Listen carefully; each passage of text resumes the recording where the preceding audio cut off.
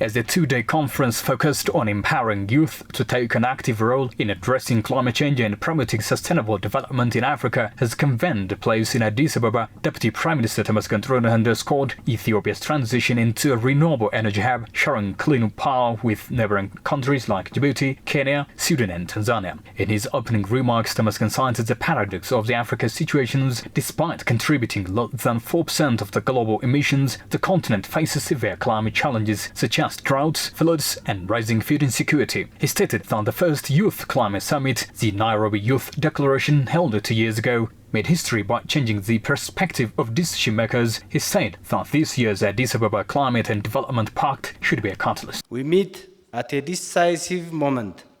The world, and especially Africa, is in the grip of a climate emergency.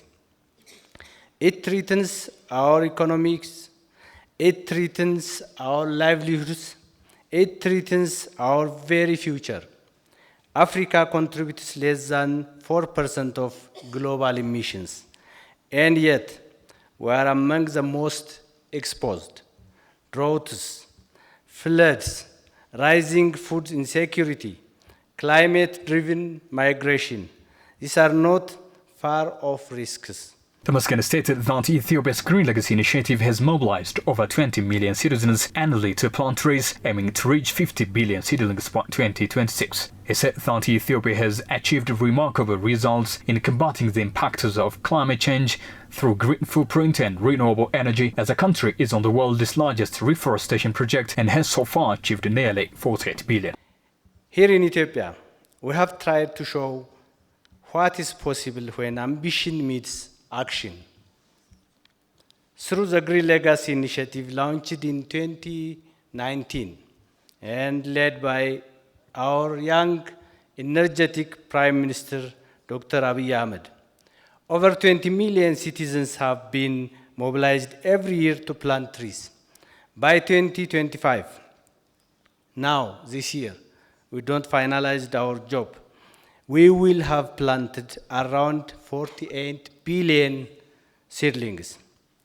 By 2026, next year, our goal is 50 billion, one of the largest reforestation efforts in the world. The Deputy Prime Minister, who stated that the youth are policymakers, creators and decision makers, stated that the youth need sustainable cooperation, resources and alliance beyond their motivation. For this, he said, partners and governments should support youth development, entrepreneurship, leadership and capacity building. The Deputy Prime Minister said that the African Union Agenda 2063 cannot be achieved without the participation of youth, and he said that to combat the impacts of climate change, everyone needs to stand together rather than separately. To the youth of Africa, the Africa we want, the Africa of Agenda 2063, cannot be realized without you. So I stand here not only to welcome you, but to issue a challenge. Dream big, because Africa cannot afford small ambitions. The Deputy Prime Minister also remarked that the young people should dream big for Africa, speak up, focus on creativity and innovation that can harness Africa's potential and create cross-border cooperation.